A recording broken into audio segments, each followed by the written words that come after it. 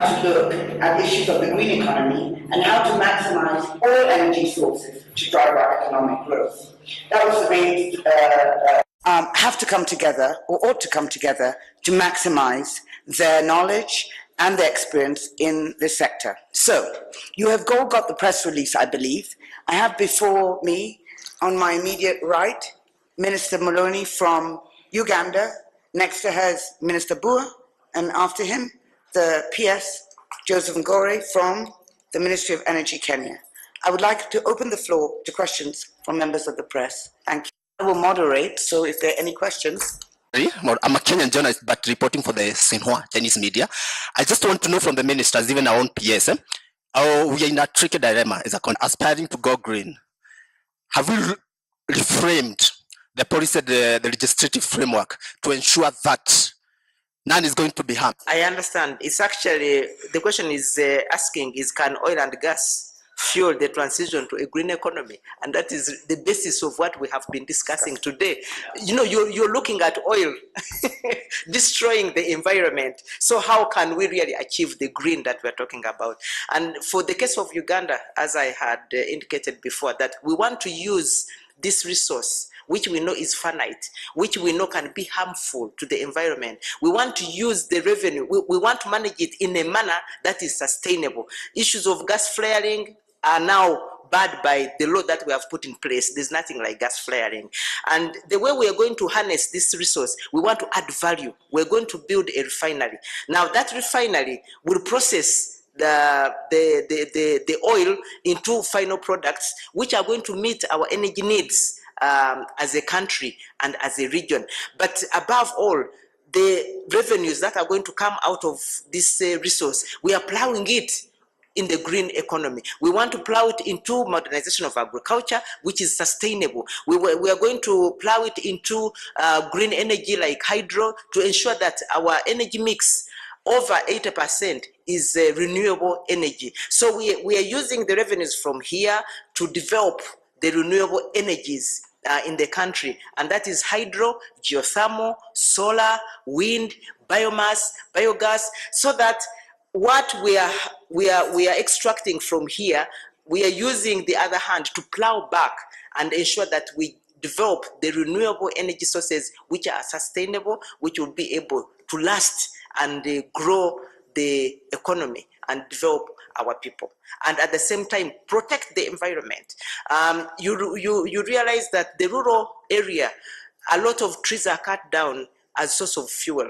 But if we have electricity, all these renewable energies sent into the rural areas, the rural folk will now use these modern renewable energies, and by so doing, we will be preserving the trees. And once we have an expanse of forests and trees, those are going to result into good positive climate change, which will result in rainfall. Rainfall will ensure that we have rain water used for power generation throughout the year. And so the cycle of sustainability becomes a reality.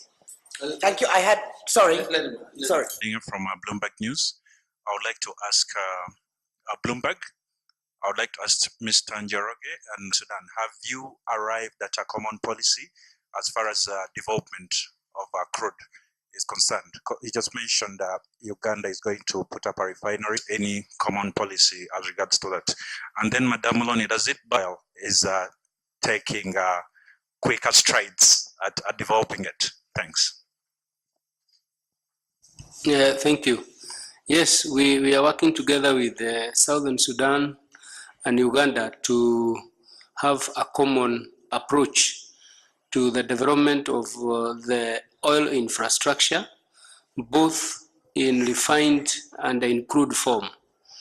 For example, we would want to jointly put up a crude oil pipeline from South Sudan to Lokcha, then it will branch to Hoima in Uganda, and finally terminate at Lamu, which means if there is excess crude which requires to be exported, it will be possible to pump that crude from both Uganda, Sudan, and Kenya and get it off for exportation. At the same time, for the refinery in Uganda, we are going to be an equity participant. And the main focus of the refinery in Uganda is really to satisfy the internal, or what I would want to call the landlocked market, like the one in Uganda, even the western parts of Kenya, and also Rwanda and Burundi. Those countries are fairly far away from the sea, and that refinery in Hoima is fairly centrally placed, and it can serve those. We are actually developing the crude, the refined oil products, petroleum, jointly between ourselves, Uganda, all the way up to Kigali. So there is that approach of joint development. We just returned from Rwanda, where we were holding a summit, and that summit is focused on joint approach to issues. And we launched what we are calling the single tourist visa, and also use of IDs and such like documents to move across the East African countries will start from January 2014.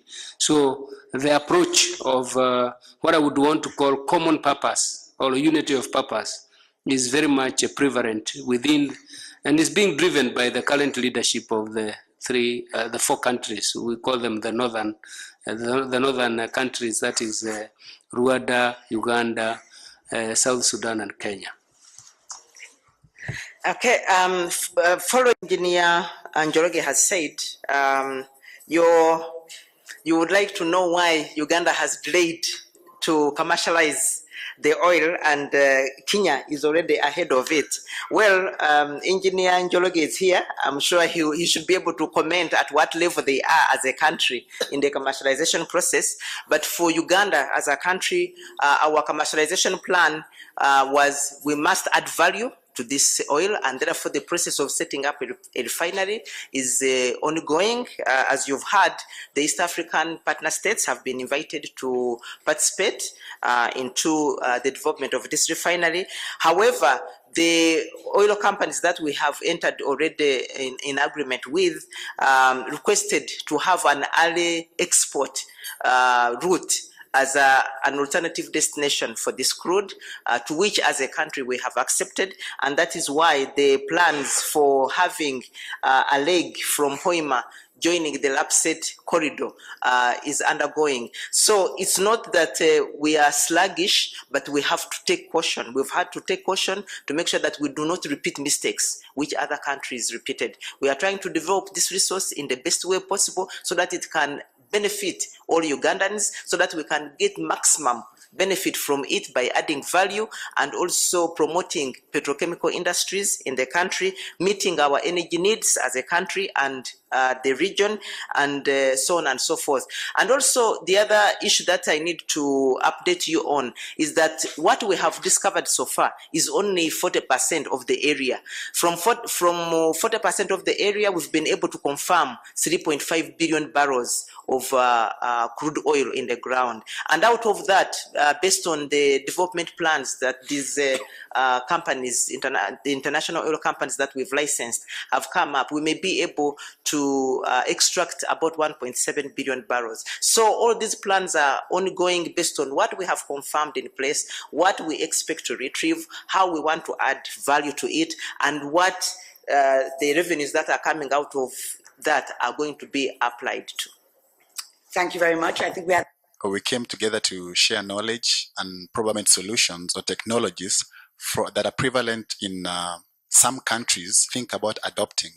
Maybe we have just that Uganda doesn't have, and they've come together and agreed that, okay, you guys are having this development solution and we're thinking of adopting it on issues of... Let me take this question, because as I was listening to the discussions, one of the things that has clearly come to mind, and I think that is why this initiative is important, is that, I mean, to really create a forum where we are able to compare notes and share our experiences. If I was listening to Uganda, and I saw a number that was put out in terms of access to electricity, which is about 15%. immediately what came to mind is where we are in terms of getting close to almost 80%, and what we've been able to do to get there and how we can share those experiences.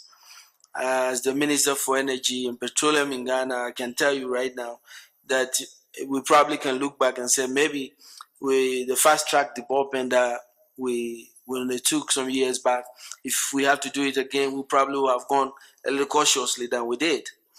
And for example, we immediately realized that all of our institutions of state that had to be in a position to monitor, for example, the Environmental Protection Agency, the the Legal Attorney General Department, the Ministry of Energy and Petroleum, the National Oil Company itself, all of that, they needed capacity.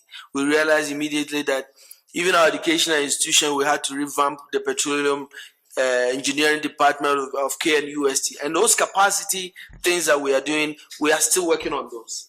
And so, for example, if we are sitting down with our brothers and sisters, what we will say, for example, is that we need to make sure that these institutions have the capacity to be able to monitor and play their critical role before you start oil production. We had to come up and establish a petroleum commission, which is that we go through that we think we are able to share, as graciously decided to headquarters. It's very critical. We are dealing with countries, and it is going to really help us going forward. I think this is very important. I think it's by being greedy. So I have groups that is, or she was there, that are some of the interns. She had a question for the PS. Kenya's oil and gas sector, please. Yeah, thank you, meeting. And we got comments from various stakeholders. We expect that in the next 6 months, that is by March, the National Assembly. So we are on the roadmap, we are on target to get. I think she wanted to know, I think the issue that came up towards the end of our meeting was about young is rather constrained.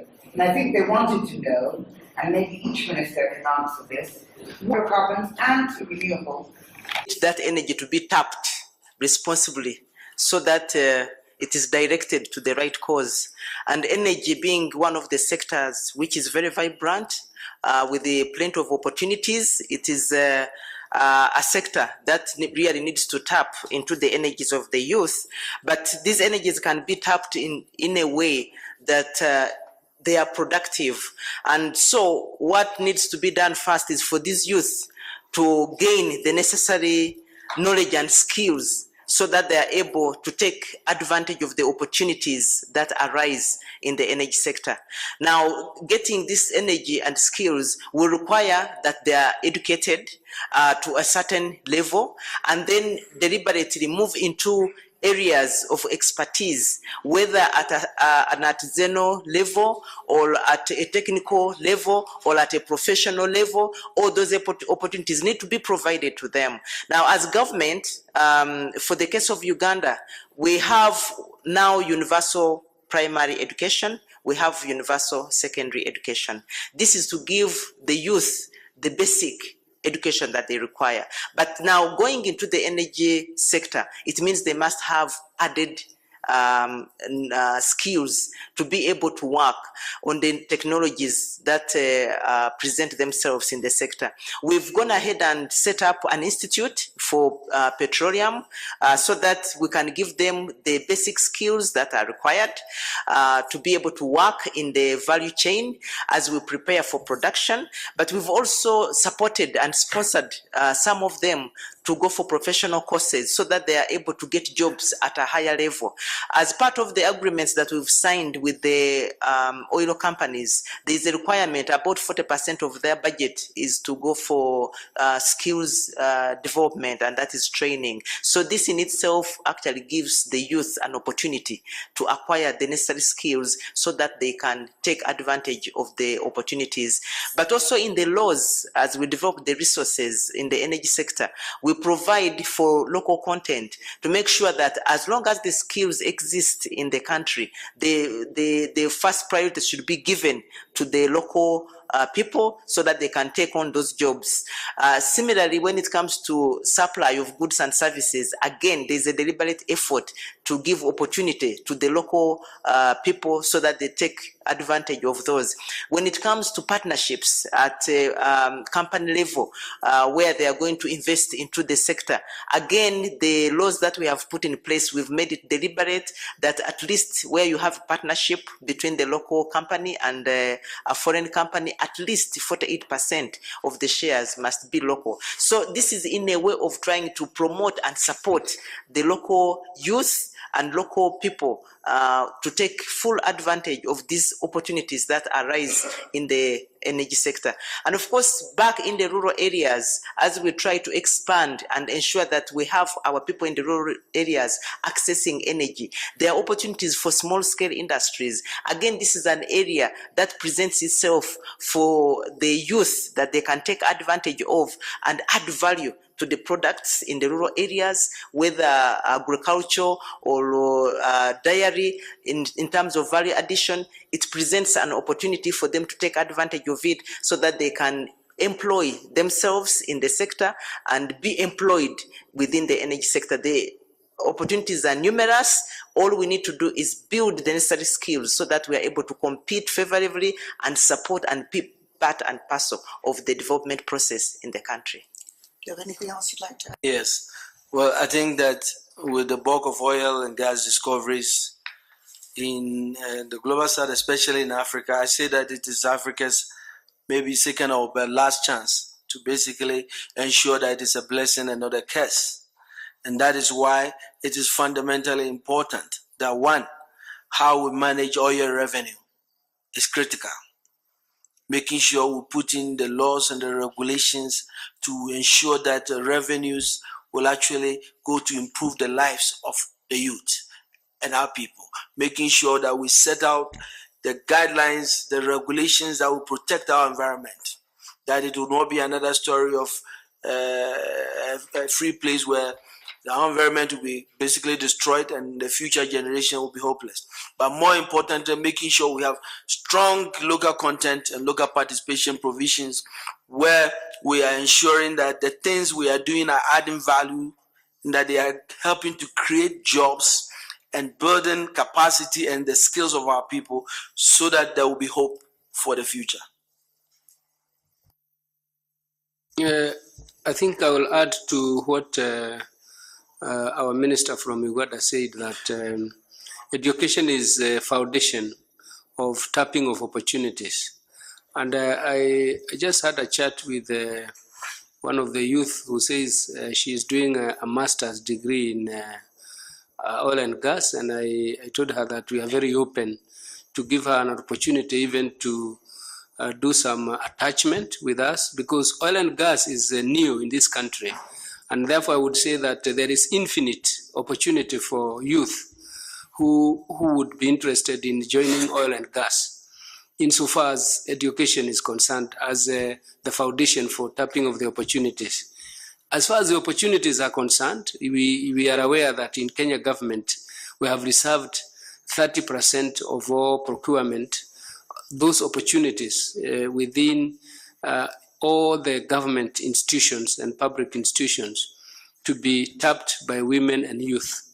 And that itself, that registration itself of ensuring that, or that policy, so to say, is again an opportunity for the youth. And what the youth needs to do is to organize themselves into companies. I've just received some information that there are some banks that are very ready to support the youth and women in tapping those opportunities. So I think we have a framework, we have policies within the government that encourages youth participation in business. The education is, as you know, free, primary education. Secondary education is very much supported by the government. So there is an enabling environment for the youth to get involved in tapping these opportunities. Let me thank, first of all, my colleague, so to be, Minister and Engineer Joseph Njoroge, for participating in this and being very transparent and open and sharing their ideas with you. It has been very, very important for us to make this first start because our office, UNOSSE, is at the service of governments of the South. And they asked us to help them build their capacities, especially emerging countries, to manage oil and natural gas in a sustainable manner and a responsible manner. And what we've arrived at is an institution that is for this purpose. We really passionately believe that we do not need to make the mistakes of the past. I'm from Nigeria, so I think I know a little bit of something. When the journalist from the London Times asked those questions, I kind of cringed. But we do know something about those sorts of mistakes. And we really are encouraged by the southern countries' desire to learn from each other. And we believe this institution, when we launch it in Accra in March 2014, that will be on the start of a new and more vibrant and prosperous global South. I would like to take this opportunity to really thank the members of the press, because I know for the journalists based here in Nairobi, you have many, many other competing demands. And it means a lot to me personally that you would stay and you would want to hear about this story. It's a story that we're passionate about, but we look to you from this day forward to keep all of us honest and on task and on track and able to deliver on time. So thank you very much for your patience. We feel amply rewarded